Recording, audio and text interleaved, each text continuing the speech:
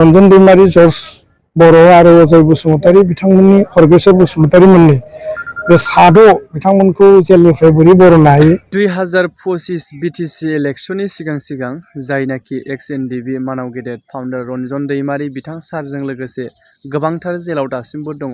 बिथांमोना थारै उदां अख्राङाव फैहोनो हागोन ना हाया बिथांमोनखौ?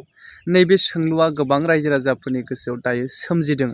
जिहेतु पिस एकर्ड हिसाबै जानो थांगासिनो दङ बोसोरबा, आरोबाव फिन बिटिसि इलेक्शन जाफिननो थांगासिनो दङ।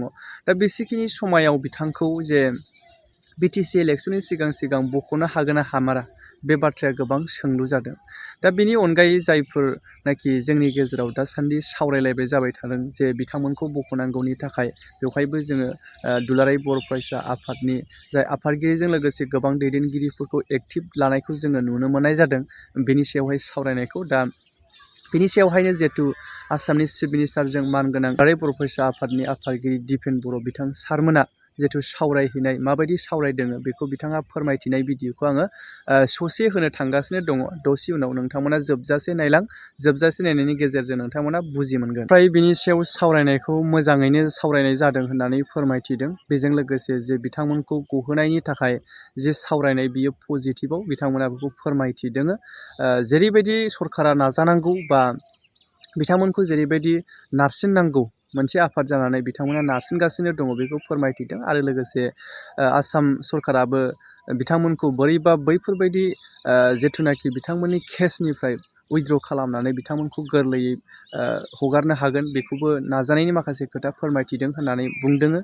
आरो बेजों लोगोसे मोनसे गोनांथार बाथ्रा फोसावदों, नाथाय बियो जागोन जाया जाथारनांगौ जोंनि हिसाबाव बा जोंनि साननाय बायदि बा माने बिथांमोननि जेनाखि जोंनि जे एक्स एनडिबिफोरनि रिहाबिलिटेसन मोनफुंनांगौ माखासे आद्रा थानाय, आरो लोगोसे मुंख्लं न'खरफोरनो जे एक्स ग्रेसिया होनांगौनि जे बाथ्रा बुंथिबाय थानाय, बेखौ फ्राय बांसिनानो दाबो मोनफुंनो हायाखै। दा बेनि गेजेरावहायनो डिसेम्बरसिमहालागै होनायनि खोथा फोरमायथिनायखौ जोङो खोनानो मोन्दों। दा बेनि गेजेरावहाय मोनोब्ला जोबोद मोजां, आरो लोगोसे मोनगोनबो जानो थांगासिनो दङ।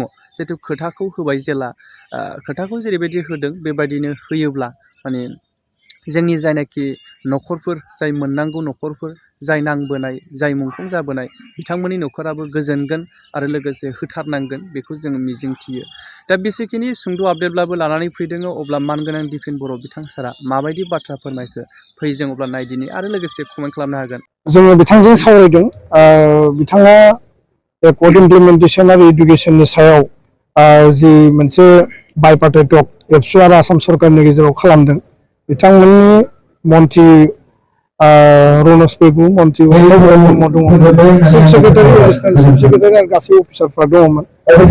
बाथ्राया जाहैबाय जे एकर्डनि दफाया 5 बोसोर जिहेतु जानोसै, मेक्सिमाम लेभेलनि इमप्लिमेन्टेसनखौ खालामनांगौनि बेलायाव जोङो सरकारखौ प्रेसार खालामगासिनो।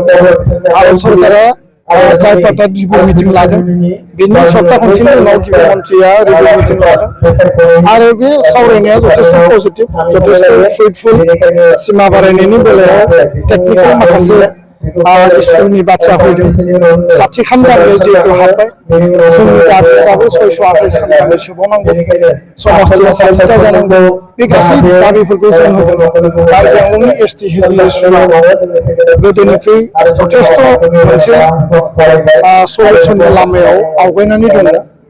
बे बाथ्राखौ बिथाङा जोंनो फोरमायदों। बिभिन्न लेभेलाव कनसालटेसन खालामदों। बर' कसारि काउन्सिलखौ पुर्नांग मर्यादा होनांगौनि बेलायाव राभा हासं काउन्सिलाव माखासे उसुबिदा नुजादों।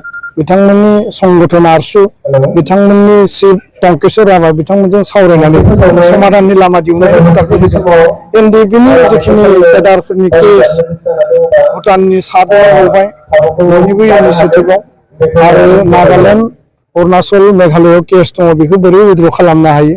फारसेथिं नोङो नेपालाव सासे दङ दाबो जेलाव, बेखौ बोरै लाबोनो हायो।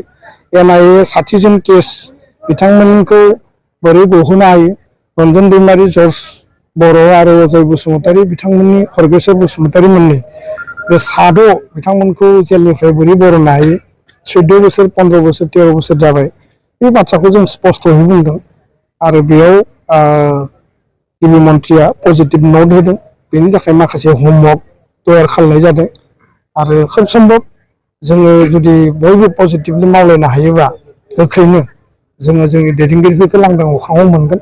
बेनि थाखाय एसे धैर्य हमनांगोन आरो बेनि थाखाय जोंनि नाजानायाबो कन्टिनिउ जानांगोन। खोथाखौ जों बुंबाल' जाया, खिन्थु बेनि थाखाय जों इन्टारनेलि सरकारखौ बबे लेभेलाव जोङो एमब्रेस खालामनो हायो एसे गिदिर बाथ्रा। 592 मार्टियार परियाला फैसा मोनबाय, 628 परियालनो फैसा होनो थाखाय सरकारा आरोबाव मोनसे लिस्ट रेडि खालामदों। आद्रा थाबावनायखौ जोङो बयबो ज' नांनानै जुजिनानै लाबोनांगोन।